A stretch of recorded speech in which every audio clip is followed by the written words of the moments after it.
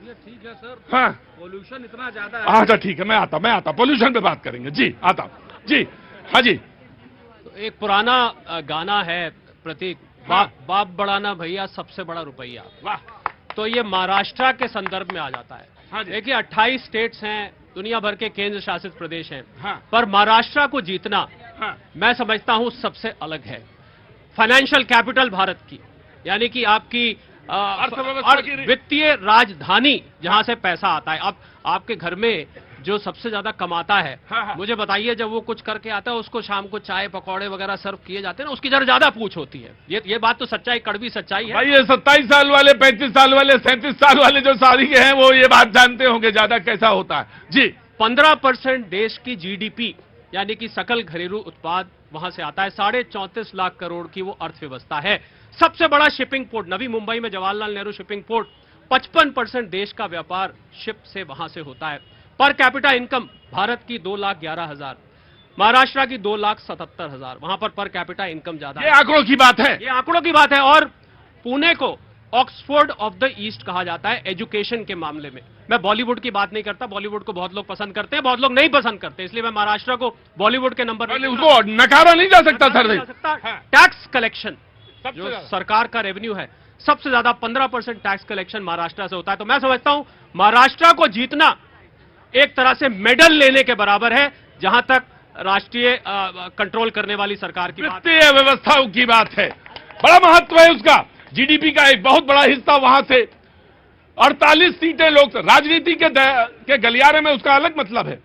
48 सीटें आती हैं, लेकिन 288 हैं विधानसभा में।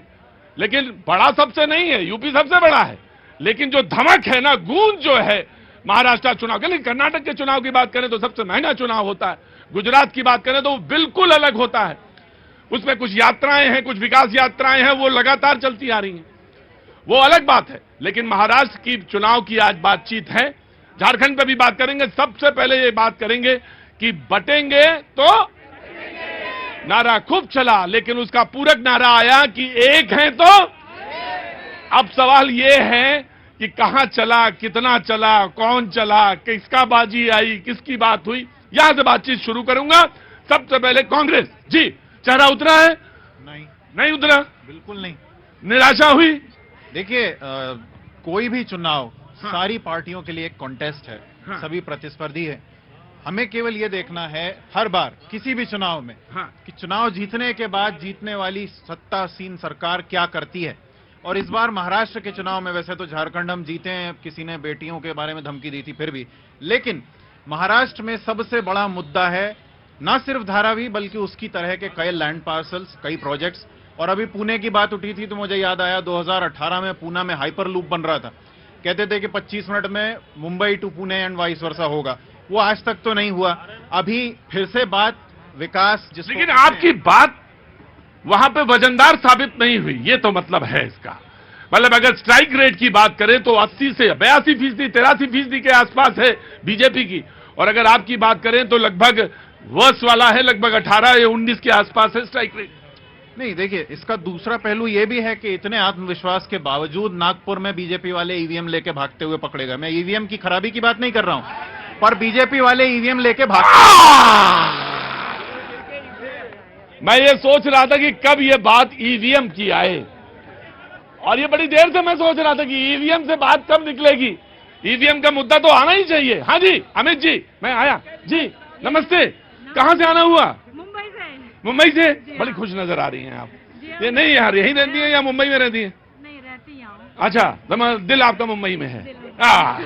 बहुत अच्छी। क्या नाम है आपका? अमृता। अमृता, बोलिए अमृता। मैं अभी ईवीएम वाली बात पे ही बोलना बोला अंदर कैसे आ गई, मैं यही सोच रहा हूँ। अच्छा खैर कोई बात नहीं, क्या बात है, बोलिए। ईवीएम वाली बात पे ही बोलना चाहती हूँ कि वही थी सियानी बिल्ली खंबा नोचे वाली बात।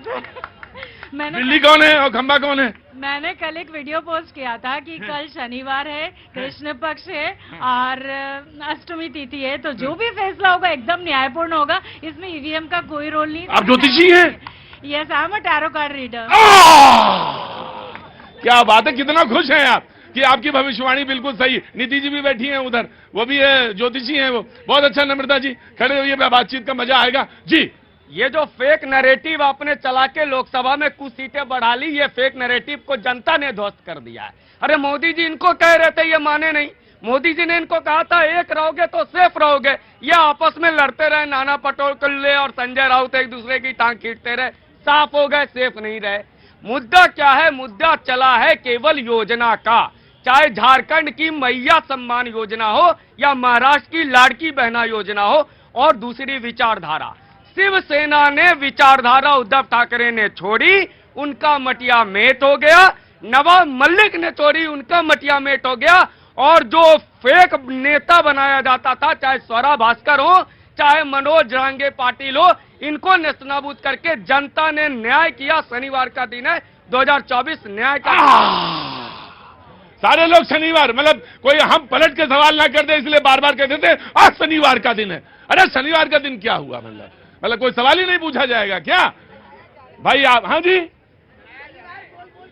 शनिवार बोल बोल के ये प्रवक्ता लोग हाँ उसे प्रेशर डाल देते हैं कि देखिए आज शनिवार का दिन है, शनि है, शनि मतलब न्याय का देता। अरे मैं भी जानता हूं जी, मैं आ रहा हूं जी। जनाब पहले प्रतिक्रिया लेने दीजिए एक एक। आम आदमी पार्टी, अगला पढ़ाओ यही है गुरुजी,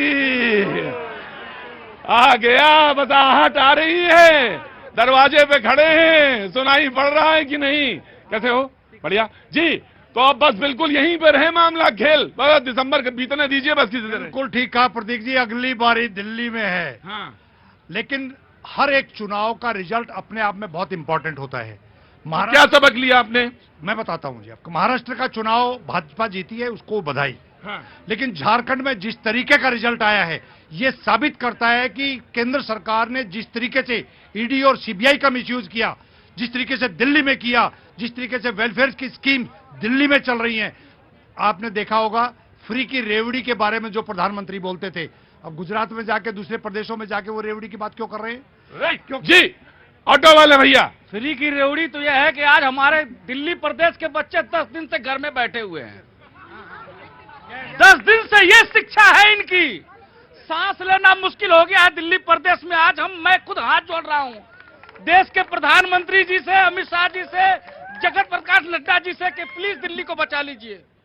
दिल्ली की जनता अब इतना तस्त हो चुकी है कि अब हमें बचा लीजिए, हमारा कौन है यही हमें बताइए। ये तो हमको बार बार कह देते हैं कि उनका वो जाने, ये तो कोई जिम्मेदारी लेते नहीं है। अब हमें बचा लीजिए, हमारा दम घुट रहा है दिल्ली में, हमारा दम घुट रहा है। तो ऐसा करो आप कहीं और चलें। अरे सर कहाँ जाएंगे, मजबूरी है, रोजी रोटी है। 18 घंटे सड़क पर आते हैं, सांस लेना मुश्किल हो गया, आंखों में जलन हो रही है, सीने में तकलीफ हो रही है। लेकिन ये हमें बिजली और पानी का जो है लॉलीपॉप दिखा करके हमारी जिंदगी से खिलवाड़ कर रहे हैं। ये कभी हमारे बारे में नहीं सोचे, ये तो बंगला बनाने में लगे हुए हैं।